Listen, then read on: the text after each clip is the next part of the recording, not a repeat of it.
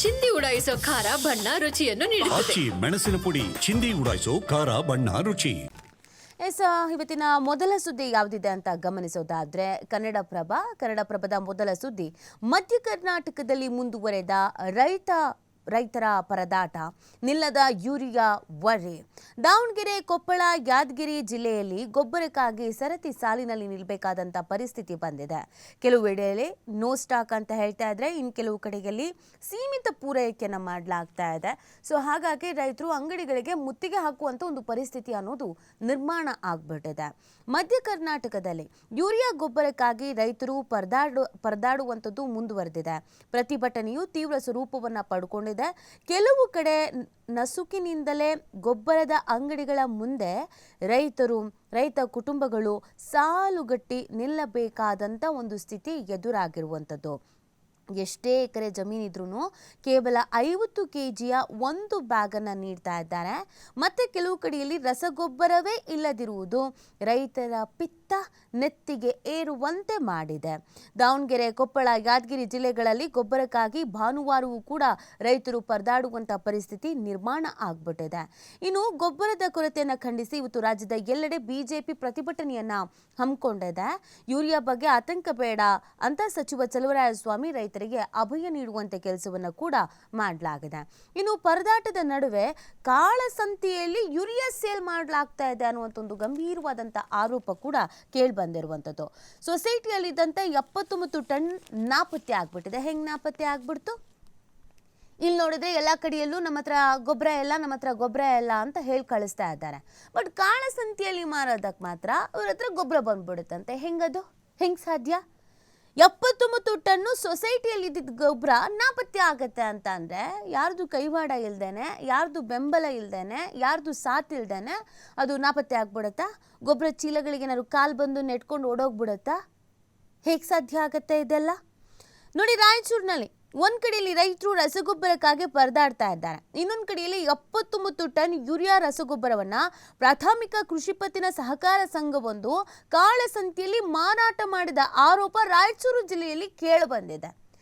ಇಲ್ಲಿ ನೋಡಿ, ರೈತರು ಇಲ್ಲಿ ಪರದಾಡ್ತಾ ಇದ್ದಾರೆ. ಎಷ್ಟೇ ಎಕರೆ ಜಮೀನಿದ್ರೂ ನಮಗೆ ಗೊಬ್ಬರ ಅನ್ನೋದೇ ಸಿಗ್ತಾ ಇಲ್ಲ, ನಾವು ಏನಪ್ಪ ಮಾಡಬೇಕು ಅಂತ ಕೇಳ್ಕೊಳ್ತಾ ಇದ್ರೆ, ಇನ್ನೊಂದು ಕಡೆಯಲ್ಲಿ 79 ಟನ್ ಯೂರಿಯಾ ಕಾಳಸಂತೆಯಲ್ಲಿ ಮಾರಾಟ ಮಾಡ್ತಾ ಇದ್ದಾರೆ. ಇದು ರಾಯಚೂರು ಜಿಲ್ಲೆಯ ಸೊಸೈಟಿಗೆ ನೋಟಿಸನ್ನು ಕೂಡ ಕೊಡಲಾಗಿದೆ. ಸುಮಾರು 79 ಟನ್ ಯೂರಿಯಾ ರಸಗೊಬ್ಬರವನ್ನು ಕಾಳಸಂತೆಯಲ್ಲಿ ಮಾರಾಟ ಮಾಡಿದ ಆರೋಪ ಕೇಳಿಬಂದಿರುವಂಥ ಹಿನ್ನೆಲೆಯಲ್ಲಿ ರಾಯಚೂರು ಜಿಲ್ಲೆಯ ಸಿರಾವಾರ ತಾಲೂಕಿನ ಕಲ್ಲೂರು ಗ್ರಾಮದ ಪ್ರಾಥಮಿಕ ಕೃಷಿ ಪತ್ತಿನ ಸಹಕಾರ ಸಂಘವು ರೈತರಿಗೆ ವಿತರಿಸಬೇಕಾಗಿದ್ದ 79 ಟನ್ ಯೂರಿಯಾವನ್ನು ಎತ್ತುವಳಿ ಮಾಡಿ ಖಾಸಗಿಯಾಗಿ ಮಾರಾಟ ಮಾಡಿದೆ ಅಂತ ಗಂಭೀರವಾಗಿ ಆರೋಪಿಸ್ತಾ ಇರೋದು. ಈ ಬಗ್ಗೆ ಕೃಷಿ ಇಲಾಖೆ ಅಧಿಕಾರಿಗಳು ವಿಎಸ್ಎಸ್ಎನ್ಗೆ ಕಾರಣ ಕೇಳಿ ನೋಟಿಸ್ ಅನ್ನು ಜಾರಿ ಮಾಡಿದ್ದಾರೆ. ಕಲ್ಲೂರು ಹಾಗೆಯೇ ವಿಎಸ್ಎಸ್ಎನ್ ವ್ಯಾಪ್ತಿಗೆ ಅಗತ್ಯವಾದ ರಸಗೊಬ್ಬರವನ್ನು ಕಾಲಕಾಲಕ್ಕೆ ಬೇಡಿಕೆಗೆ ತಕ್ಕಂತೆ ಜಂಟಿ ಕೃಷಿ ನಿರ್ದೇಶಕರಿಂದ ಬಫರ್ ದಾಸ್ತಾನಿನಿಂದ ಸರಬರಾಜು ಮಾಡಲಾಗಿದೆ. ಆದರೆ ಆ ರಸಗೊಬ್ಬರ ರೈತರಿಗೆ ವಿತರಿಸಿಲ್ಲ ಎನ್ನಲಾಗಿದೆ. ಮಾನ್ವೀಯ ಸಹಾಯಕ ಕೃಷಿ ನಿರ್ದೇಶಕರು ಹಾಗೂ ಇತರೆ ಅಧಿಕಾರಿಗಳ ತಂಡವು ಜುಲೈ 24ರಂದು ಕಲ್ಲೂರಿನ ವಿಎಸ್ಎಸ್ಎನ್ಗೆ ಭೇಟಿ ನೀಡಿದಾಗ ಗೋದಾಮಿನಲ್ಲಿ ರಸಗೊಬ್ಬರ ದಾಸ್ತಾನು ಕಂಡು ಬಂದಿಲ್ಲ. ಕೃಷಿ ಅಧಿಕಾರಿಗಳು ಈ ಸೊಸೈಟಿಗೆ ಶೋಕಾಸ್ ನೋಟಿಸ್ ಅನ್ನು ಜಾರಿ ಮಾಡಿ 3 ದಿನದ ಒಳಗಾಗಿ ಮಾಹಿತಿ ನೀಡದೇ ಇದ್ರೆ ಸಂಘದ ಪರವಾನಗಿಯನ್ನು ರದ್ದು ಮಾಡಿಸಲಾಗುವುದು ಅಂತ ಎಚ್ಚರಿಕೆಯನ್ನು ಕೂಡ ನೀಡಲಾಗಿದೆ. ಈ ಕೆಲಸವನ್ನು ಆದಷ್ಟು ಬೇಗ ಮಾಡಬೇಕಾಗತ್ತೆ. ಯಾಕಂದ್ರೆ ಒಂದ್ ಕಡೆಯಲ್ಲಿ ಗೊಬ್ಬರ ಇಲ್ಲ ಅಂತ ನಮ್ಮ ರೈತರು ಪಾಪ ಭಯ ಪಡ್ಕೊಳ್ತಾ ಇದ್ದಾರೆ. ಕೆಲವು ಕಡೆಯಲ್ಲಿ ರೈತರು ಮಣ್ಣನ್ನು ತಿಂದು ಪ್ರತಿಭಟನೆ ಮಾಡ್ತಾ ಇರೋದು ಕೂಡ ನಡೀತಾ ಇದೆ. ನೋಡಿ, ನಮ್ಮ ರೈತರಿಗೆ ಯಾವಾಗಲೂ ಒಂದಲ್ಲ ಒಂದು ರೀತಿಯಲ್ಲಿ ಅನ್ಯಾಯ ಆಗ್ತಾನೆ ಇರುತ್ತೆ. ಒಂದ್ ಕಡೆಯಲ್ಲಿ ಮಳೆ ಜಾಸ್ತಿ ಆಗತ್ತೆ, ಇಲ್ಲಾಂದ್ರೆ ಮಳೆನೇ ಬರಲ್ಲ. ಇನ್ನೊಂದು ಕಡೆಯಲ್ಲಿ ಬೆಳೆದಿರೋ ಬೆಳೆಗಳೆಲ್ಲ ಏನಾದ್ರು ರೋಗ ಬಂದು ಎಲ್ಲ ಹಾಳಾಗಿ ಹೋಗುತ್ತೆ. ನಿಗದಿತ ಬೆಲೆ ಸಿಗಲ್ಲ, ಬೆಂಬಲ ಬೆಲೆ ಸಿಗಲ್ಲ. ಮಾರಾಟ ಮಾಡಬೇಕು ಅಂತ ಹೋದಾಗ ಕೆಜಿಗೆ 1 ರೂಪಾಯಿ, 2 ರೂಪಾಯಿ, 3 ರೂಪಾಯಿ ಅಂತ ಟೊಮೊಟೊ, ಈರುಳ್ಳಿ ಮಾರೋದನ್ನು ನೋಡಿದೀವಿ. ಸೊ ಹೀಗಿರ್ಬೇಕಾದ್ರೆ ಈ ಬಾರಿ ಮಳೆ ಎಲ್ಲ ಚೆನ್ನಾಗಾಗಿದೆ, ರಸಗೊಬ್ಬರವೇ ಇಲ್ಲ ಅಂತ ಹೇಳಿದ್ರೆ ಪಾಪ ಅವ್ರಿಗೆ ಎಲ್ಲಿಂದ ಬೆಳೆ ಬೆಳೆಯೋದಕ್ಕೆ ಸಾಧ್ಯ ಆಗತ್ತೆ?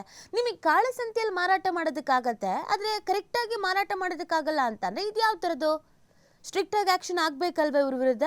ಯಾರು ಈ ಥರ ಕದ್ದಿದ್ದಾರೆ, ಕಾಳಸಂತೆಯಲ್ಲಿ ಮಾರಾಟ ಮಾಡ್ತಾ ಇದ್ದಾರೆ, ಅವ್ರನ್ನ ಒಳಗೆ ಹಾಕಿ. ಯಾಕೆ ರೈತರಿಗೆ ಅನ್ಯಾಯ ಆಗಬೇಕು? ಕೆಲವು ಕಡೆಯಲ್ಲಿ ಸಾಲುಗಟ್ಟಿ ಕ್ಯೂ ನಿಂತಿದ್ದಾರೆ. ವಯಸ್ಸಾಗಿರೋರು, ಹೆಂಗಸರು, ಮಕ್ಕಳು ಎಲ್ಲ ಬಂದು ಕ್ಯೂನಲ್ಲಿ ನಿಂತಿದ್ದಾರೆ ಕೇಳಿದ್ರೆ ರಸಗೊಬ್ಬರ ತಗೊಳ್ಳೋಕ್ಕೆ. ಹೀಗಾದ್ರೆ ರೈತರು ಉದ್ಧಾರ ಎಲ್ಲ ಆಗ್ತಾರೆ? ರೈತರ ಅಭಿವೃದ್ಧಿಗೆಲ್ಲ ಆಗತ್ತೆ? ಸರ್ಕಾರ ಇದನ್ನೆಲ್ಲ ಮುಂಚಿತವಾಗಿ ಗಮನ ಹರಿಸಬೇಕಾಗತ್ತೆ, ಕ್ರಮವನ್ನು ಕೈಗೊಳ್ಬೇಕಾಗತ್ತೆ. ಗೊಬ್ಬರಗಳ ಸ್ಟಾಕ್ ಇದೆಯೋ ಇಲ್ವೋ, ರೈತರಿಗೆ ಸಿಗ್ತಾ ಇದೆಯೋ ಇಲ್ವೋ, ಇದರಿಂದ ರೈತರಿಗೆ ಏನು ಸಮಸ್ಯೆ ಆಗ್ತಾ ಇದೆ, ಯಾಕೆ ಗೊತ್ತಿರಲಿಲ್ವಾ ಸರ್ಕಾರಕ್ಕೆ? ಕೃಷಿ ಸಚಿವರಿಗೆ ಗೊತ್ತಿರಲಿಲ್ವಾ? ಈ ಬಾರಿ ಮುಂಚಿತವಾಗಿ ಮಳೆ ಪ್ರಾರಂಭವಾಗಿದೆ, ಬೆಳೆ ಎಲ್ಲ ಚೆನ್ನಾಗಾಗತ್ತೆ, ನಾವು ಎಲ್ಲದಕ್ಕೂ ಕೂಡ ಸಿದ್ಧತೆಯನ್ನು ಮಾಡ್ಕೊಂಡಿರ್ಬೇಕು ಅಂತ ಗೊತ್ತಿರಲಿಲ್ವಾ? ಅರಿವಿರಲಿಲ್ವಾ? ಇದಕ್ಕೆ ಸಂಬಂಧಪಟ್ಟಂತೆಗೆ ಬಿಜೆಪಿ ಪ್ರತಿಭಟನೆಯನ್ನು ಕೂಡ ಹಮ್ಮಿಕೊಂಡಿದೆ. ಗೊಬ್ಬರ ಕೊರತೆಗೆ ಇವತ್ತು ಜಿಲ್ಲಾ ಕೇಂದ್ರಗಳಲ್ಲಿ ಬಿಜೆಪಿ ಪ್ರತಿಭಟನೆಯನ್ನು ಹಮ್ಮಿಕೊಂಡಿರೋದು. ರಾಜ್ಯದಾದ್ಯಂತ 2 ಹಂತದಲ್ಲಿ ಪ್ರತಿಭಟನೆ ಮಾಡೋದಕ್ಕೆ ತೀರ್ಮಾನಿಸಿದ್ದಾರೆ. ಗೊಬ್ಬರ ಕೊರತೆಗೆ ಸರ್ಕಾರ ಹೊಣೆ ಅಂತ BY ವಿಜಯೇಂದ್ರ ಅವರು ಆರೋಪಿಸ್ತಾ ಇದ್ದಾರೆ. ಕಳಪೆ ಬಿತ್ತನೆ ಬೀಜ ವಿತರಣೆ ಮತ್ತು ರಸಗೊಬ್ಬರ ಕೊರತೆಯನ್ನು ಖಂಡಿಸಿ ಸೋಮವಾರ ಅಂದರೆ ಇವತ್ತು ರಾಜ್ಯದ ಎಲ್ಲ ಜಿಲ್ಲಾ ಕೇಂದ್ರಗಳಲ್ಲಿ ಬಿಜೆಪಿ ರೈತ ಮೋರ್ಚಾ ವತಿಯಿಂದ ಪ್ರತಿಭಟನೆ ನಡೆಯಲಿದೆ. ಭಾನುವಾರ ನಗರದಲ್ಲಿ ಸುದ್ದಿಗಾರರೊಂದಿಗೆ ಮಾತನಾಡಿದಂಥ ಬಿಜೆಪಿ ರಾಜ್ಯಾಧ್ಯಕ್ಷ BY ವಿಜಯೇಂದ್ರ ಅವರು ರಾಜ್ಯದಲ್ಲಿ ರೈತರಿಗೆ ಕಳಪೆ ಬಿತ್ತನೆ ಬೀಜ ವಿತರಣೆ ಮತ್ತು ರಸಗೊಬ್ಬರ ಕೊರತೆಗೆ ರಾಜ್ಯ ಸರ್ಕಾರವೇ ಹೊಣೆ. ಪಕ್ಷದ ರೈತ ಮೋರ್ಚಾದಿಂದ ಸೋಮವಾರ ರಾಜ್ಯದಾದ್ಯಂತ ಪ್ರತಿಭಟನೆ ಹಮ್ಮಿಕೊಳ್ಳಲಾಗುವುದು. ಬೆಂಗಳೂರು ನಗರ ಹೊರತುಪಡಿಸಿ ಉಳಿದ ಜಿಲ್ಲೆಗಳಲ್ಲಿ ಪ್ರತಿಭಟನೆ ನಡೆಯಲಿದೆ. ಒಟ್ಟು 2 ಹಂತಗಳಲ್ಲಿ ಪ್ರತಿಭಟನೆ ನಡೆಸಲಾಗುವುದು ಅಂತ ಹೇಳಿದ್ದಾರೆ. ಕಾಂಗ್ರೆಸ್ ಸರ್ಕಾರಕ್ಕೆ ಮತ್ತು ಸಿಎಂ ಸಿದ್ದರಾಮಯ್ಯ ಅವರಿಗೆ ಈ ನಾಡಿನ ರೈತರ ಬಗ್ಗೆ ಕಿಂಚಿತ್ತೂ ಕಾಳಜಿ ಅನ್ನೋದು ಇಲ್ಲ. ಸಿದ್ದರಾಮಯ್ಯ ಸಿಎಂ ಆದ ದಿನದಿಂದ ಈ ನಾಡಿನ ರೈತರಿಗೆ ಒಳಿತಾಗುವಂತ ಯಾವುದೇ ಕ್ರಮವನ್ನು, ನಿರ್ಧಾರಗಳನ್ನು, ಯೋಜನೆಗಳನ್ನು ಕೈಗೊಂಡಿಲ್ಲ ಅಂತ ಇದೇ ಸಂದರ್ಭದಲ್ಲಿ ಟೀಕಿಸಿದ್ದಾರೆ.